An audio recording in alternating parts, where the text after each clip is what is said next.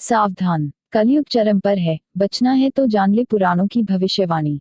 ज्योतिष और पौराणिक ग्रंथों में युग का मान अलग अलग है। पौराणिक ग्रंथों के अनुसार 4 युग होते हैं, सत, त्रेता, द्वापर और कली। कहते हैं कि कलयुग में पाप अपने चरम पर होगा। वर्तमान में कलिकाल अर्थात कलयुग चल रहा है। ग्रंथों में इस युग में क्या क्या होगा या घटेगा यह स्पष्ट लिखा गया है। यह भी है कि इस युग में जब कहीं भी प्रलय होगा तो सिर्फ हरि कीर्तन ही उस बचाएगा। आओ जानते हैं कि कलयुग में सावधान क्यों रहे। 1. सतयुग। सतयुग में प्रतीकात्मक तौर पर धर्म के 4 पैर थे। सतयुग में मनुष्य की लंबाई 32 फीट अर्थात लगभग 21 हाथ बताई गई है। इस युग में पाप की मात्रा 0 विश्वा अर्थात 0% होती है। पुण्य की मात्रा 20 विश्वा अर्थात 100% होती है। राजा हरिश्चंद्र हुए थे। हरिश्चंद्र ने सत्य के लिए खुद के परिवार और अंत में खुद का बलिदान भी दे दिया था। 2. त्रेतायुग। त्रेतायुग में धर्म के 3 पैर थे। इस युग में मनुष्य की लंबाई 21 फीट अर्थात लगभग 14 हाथ बताई गई है। इस युग में पाप की मात्रा 5 विश्वा अर्थात 25% होती है और पुण्य की मात्रा 15 विश्वा अर्थात 75% होती है। इस युग में विष्णु का वामन और राम अवतार हुआ था। असुर राज बाली ने 3 पग में धरती दान कर दी, जबकि राक्षस राज रावण से सीता का अपहरण करने के बाद उन्हें छुआ तक नहीं। 3. द्वापर। द्वापर में धर्म के 2 पैर ही रहे। इस युग में मनुष्य की लंबाई 11 फीट अर्थात लगभग 7 हाथ बताई गई है।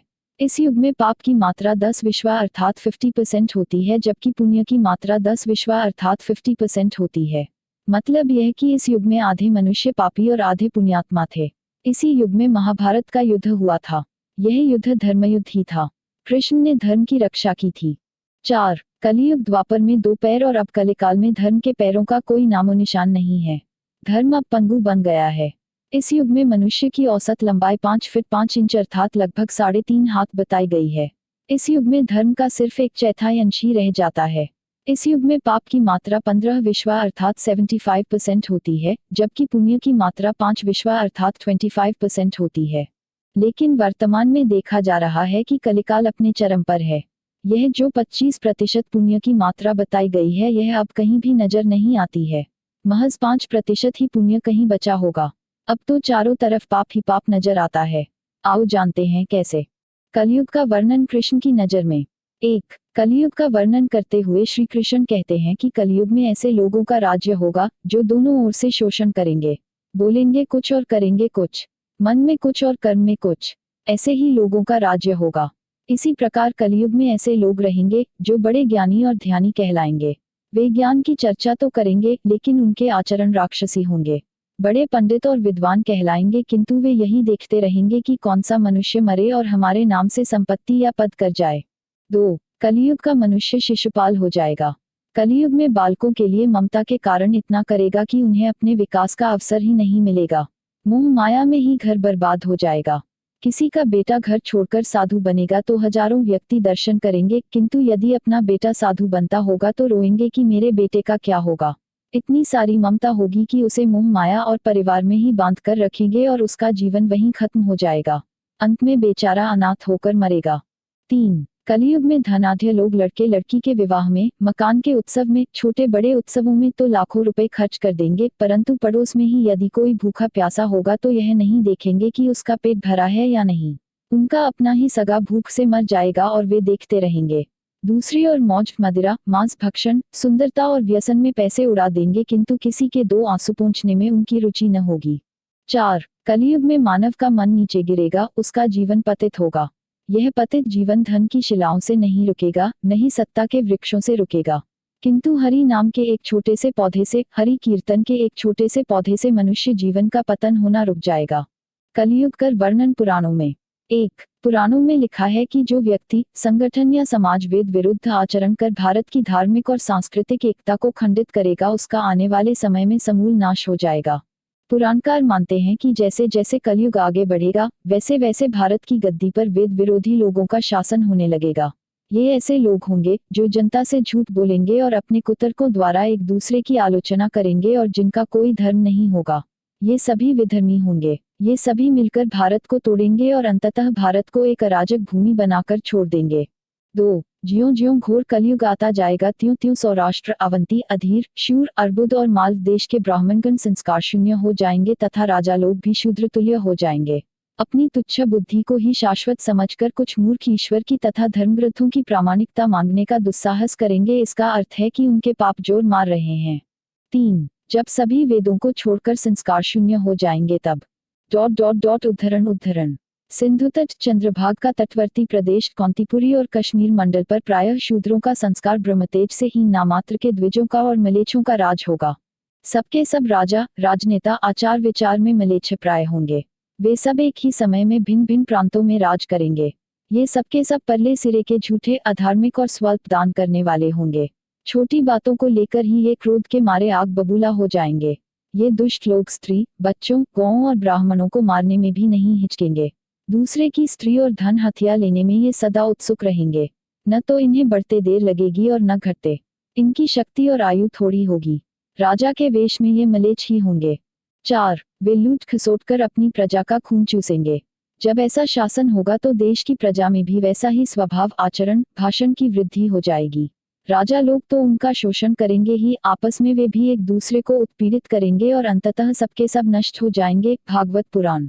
5. भविष्योत्तर पुराण अनुसार ब्रह्मा जी ने कहा, हे नारद, भयंकर कलयुग के आने पर मनुष्य का आचरण दुष्ट हो जाएगा और योगी भी दुष्ट चित्त वाले होंगे। संसार में परस्पर विरोध फैल जाएगा। द्विज, ब्राह्मण, क्षत्रिय, वैश्य दुष्ट कर्म करने वाले होंगे और विशेषकर राजाओं में चरित्रहीनता आ जाएगी। देश देश और गांव गांव में कष्ट बढ़ जाएंगे। संतजन दुखी होंगे। अपने धर्म को छोड़कर लोग दूसरे धर्म का आश्रय लेंगे। देवताओं का देवत्व भी नष्ट हो जाएगा और उनका आशीर्वाद भी नहीं रहेगा। मनुष्यों की बुद्धि धर्म से विपरीत हो जाएगी और पृथ्वी पर मलेच्छों के राज्य का विस्तार हो जाएगा। 6. महर्षि व्यास जी के अनुसार कलयुग में मनुष्यों में वर्ण और आश्रम संबंधी प्रवृत्ति नहीं होगी। वेदों का पालन कोई नहीं करेगा। कलयुग में विवाह को धर्म नहीं माना जाएगा। शिष्य गुरु के अधीन नहीं रहेंगे। पुत्र भी अपने धर्म का पालन नहीं करेंगे। कोई किसी कुल में पैदा ही क्यों न हुआ, जो बलवान होगा वही कलयुग में सबका स्वामी होगा। सभी वर्णों के लोग कन्या बेचकर निर्वाह करेंगे। कलयुग में जो भी किसी का वचन होगा वही शास्त्र माना जाएगा। 7. कलयुग में थोड़े से धन से मनुष्यों में बड़ा घमंड होगा। स्त्रियों को अपने केशों पर ही रूपवती होने का गर्व होगा। कलयुग में स्त्रियां धनहीन पति को त्याग देंगी। उस समय धनवान पुरुष ही स्त्रियों का स्वामी होगा। जो अधिक देगा उसे ही मनुष्य अपना स्वामी मानेंगे। उस समय लोग प्रभुता के ही कारण संबंध रखेंगे। 8. द्रव्य राशि घर बनाने में ही समाप्त हो जाएगी। इससे दान पुण्य के काम नहीं होंगे और बुद्धि धन के संग्रह में ही लगी रहेगी। सारा धन उपभोग में ही समाप्त हो जाएगा। कलयुग की स्त्रियां अपनी इच्छा के अनुसार आचरण करेगी। हाव भाव विलास में ही उनका मन लगा रहेगा। अन्याय से धन पैदा करने वाले पुरुषों में उनकी आसक्ति होगी। कलयुग में सब लोग सदा सबके लिए समानता का दावा करेंगे। 9. कलयुग की प्रजा बाढ़ और सूखे के भय से व्याकुल रहेगी। सबके नेत्र आकाश की ओर लगे रहेंगे। वर्षा न होने से मनुष्य तपस्वी लोगों की तरह फल मूल व पत्ते खाकर और कितने ही आत्मघात कर लेंगे। कलयुग में सदा अकाल ही पड़ता रहेगा। सब लोग हमेशा किसी न किसी क्लेशों से घिरे रहेंगे। किसी किसी तो थोड़ा सुख भी मिल जाएगा। सब लोग बिना स्नान करे ही भोजन करेंगे। देव पूजा, अतिथि सत्कार, श्राद्ध और तर्पण की क्रिया कोई नहीं करेगा। कलयुग की स्त्रियां लोभी, नाटी, अधिक खाने वाली और मंद भाग्य वाली होंगी। गुरुजनों और पति की आज्ञा का पालन नहीं करेंगी तथा पर्दे के भीतर भी नहीं रहेंगी। अपना ही पेट पालेंगी, क्रोध में भरी रहेंगी। देह शुद्धि की ओर ध्यान नहीं देंगी तथा असत्य और कटु वचन बोलेंगी। इतना ही नहीं, वे दुराचारी पुरुषों से मिलने की अभिलाषा करेंगी। 10. ब्रह्मचारी लोग वेदों में कहे गए व्रत का पालन किए बिना ही वेदाध्यापन करेंगे। गृहस्थ पुरुष न तो हवन करेंगे न ही सत्पात्र को उचित दान देंगे। वनों में रहने वाले वन के कंदमूल आदि से निर्वाह न करके ग्रामीण आहार का संग्रह करेंगे और सन्यासी भी मित्र आदि के स्नेह बंधन में बंधे रहेंगे। कलयुग आने पर राजा प्रजा की रक्षा न करके बल्कि करके बहाने प्रजा के ही धन का अपहरण करेंगे। अधम मनुष्य संस्कारहीन होते हुए भी पाखंड का सहारा लेकर लोगों ठगने का काम करेंगे। उस समय पाखंड की अधिकता और अधर्म की वृद्धि होने से लोगों की आयु कम होती चली जाएगी। उस समय 5, 6 अथवा 7 वर्ष की स्त्री और 8, 9 या 10 वर्ष के पुरुषों से ही संतान होने लगेंगी। घोर कलयुग आने पर मनुष्य 20 वर्ष तक भी जीवित नहीं रहेंगे। उस समय लोग मंदबुद्धि, व्यर्थ के चिन्ह धारण करने वाले, बुरी सोच वाले होंगे। 11. लोग ऋण चुकाए बिना ही हड़प लेंगे तथा जिसका शास्त्र में कहीं विधान नहीं है ऐसे यज्ञों का अनुष्ठान होगा। मनुष्य अपने को ही पंडित समझेंगे और बिना प्रमाण के ही सब कार्य करेंगे। तारों की ज्योति फीकी पड़ जाएगी, 10 दिशाएं विपरीत होंगी। पुत्र पिता को तथा बहुएं सास को काम करने भेजेंगी। कलयुग में समय के साथ साथ मनुष्य वर्तमान पर विश्वास करने वाले, शास्त्र ज्ञान से रहित, दंभी और अज्ञानी होंगे। जब जगत के लोग सर्वभक्षी हो जाएं, स्वयं ही आत्मरक्षा के लिए विवश हो तथा राजा उनकी रक्षा करने में असमर्थ हो जाएंगे, तब मनुष्यों में क्रोध लोभ की अधिकता हो जाएगी। 12 कलयुग के अंत के समय बड़े बड़े भयंकर युद्ध होंगे, भारी वर्षा, प्रचंड आंधी और जोरों की गर्मी पड़ेगी। लोग खेती काट लेंगे, कपड़े चुरा लेंगे, पानी पीने का सामान और पेटियां भी चुरा ले जाएंगे। चोर अपने ही जैसे चोरों की संपत्ति चुराने लगेंगे। हत्यारों की भी हत्या होने लगेगी। चोरों से चोरों का नाश हो जाने के कारण जनता का कल्याण होगा। युगांत काल में मनुष्यों की आयु अधिक से अधिक 30 वर्ष की होगी। 13 मनुष्य की औसत आयु 20 वर्ष ही रह जाएगी। 5 वर्ष की उम्र में स्त्री गर्भवती हो जाया करेगी। 16 वर्ष में लोग वृद्ध हो जाएंगे और 20 वर्ष में मृत्यु को प्राप्त हो जाएंगे। इंसान का शरीर घटकर बोना हो जाएगा।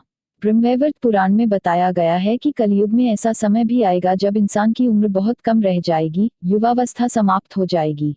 कली के प्रभाव से प्राणियों के शरीर छोटे छोटे, क्षीण और रोगग्रस्त होने लगेंगे। 14 श्रीमद् भागवत के 12 स्कंद में कलयुग के धर्म के अंतर्गत श्री सुखदेव जी परीक्षित जी से कहते हैं, ज्यों ज्यों घोर कलयुग आता जाएगा, त्यों त्यों उत्तरोत्तर धर्म, सत्य, पवित्रता, क्षमा, दया, आयु, बल और स्मरण शक्ति का लोप होता जाएगा। अर्थात लोगों की आयु भी कम होती जाएगी जब कलिकाल बढ़ता चला जाएगा। कलयुग के अंत में जिस समय कल की अवतार अवतरित होंगे, उस समय मनुष्य की परम आयु केवल 20 या 30 वर्ष होगी। जिस समय कल की अवतार आएंगे, चारों वर्णों के लोग क्षुद्रों, बोनेक के समान हो जाएंगे। गौएं भी बकरियों की तरह छोटी छोटी और कम दूध देने वाली हो जाएगी। 15 कलयुग के अंत में संसार की ऐसी दशा होगी कि अन्न नहीं उगेगा। लोग मछली मांस ही खाएंगे और भेड़ व बकरियों का दूध पिएंगे। गाय तो दिखना भी बंद हो जाएगी, होगी तो वह बकरी समान होगी। एक समय ऐसा आएगा जब जमीन से अन्न उपजना बंद हो जाएगा, पेड़ों पर फल नहीं लगेंगे। धीरे धीरे ये सारी चीजें विलुप्त हो जाएंगी। गाय दूध देना बंद कर देगी। 16 स्त्रियां कठोर स्वभाव वाली व कड़वा बोलने वाली होंगी। वे पति की आज्ञा नहीं मानेंगी। जिसके पास धन होगा उसी के पास स्त्रियां रहेगी। मनुष्यों का स्वभाव गधों जैसा दुस्सह, केवल गृहस्थी का भार ढोने वाला रह जाएगा। लोग विषयी हो जाएंगे। धर्म कर्म का लोप हो जाएगा। मनुष्य जपरहित, नास्तिक व चोर हो जाएंगे। सभी एक दूसरे को लूटने में रहेंगे। कलयुग में समाज हिंसक हो जाएगा। जो लोग बलवान होंगे उनका ही राज चलेगा। मानवता नष्ट हो जाएगी। रिश्ते खत्म हो जाएंगे। एक भाई दूसरे भाई का ही शत्रु हो जाएगा। जुआ, शराब, परस्त्रीगमन और हिंसा ही धर्म होगा। 17 पुत्र पिता का और पिता पुत्र का वध करके भी उद्विग्न नहीं होंगे। अपनी प्रशंसा के लिए लोग बड़ी बड़ी बातें बनाएंगे, किंतु समाज में उनकी निंदा नहीं होगी। उस समय सारा जगत मलेच्छ हो जाएगा, इसमें संशय नहीं। एक हाथ दूसरे हाथ को लुटेगा। कलयुग में लोग शास्त्रों से विमुख हो जाएंगे। अनैतिक साहित्य ही लोगों की पसंद हो जाएगा। बुरी बातें और बुरे शब्दों का ही व्यवहार किया जाएगा। स्त्री और पुरुष दोनों ही अधर्मी हो जाएंगी। स्त्रियां पतिव्रत धर्म का पालन करना बंद कर देगी और पुरुष भी ऐसा ही करेंगे। स्त्री और पुरुषों से संबंधित सभी वैदिक नियम विलुप्त हो जाएंगे। अंत में इस घोर कलिकाल से बचने का एकमात्र तरीका यह है कि व्यक्ति को वेदों की ओर लौट आना चाहिए और हर समय हरि कीर्तन करके खुद को सुरक्षित रखना चाहिए। जो व्यक्ति धर्म से विमुख होकर रहेगा, वह कहीं भी कभी भी अकाल मौत को प्राप्त होगा या हर समय दुखी और संकटों से ही घिरा रहेगा।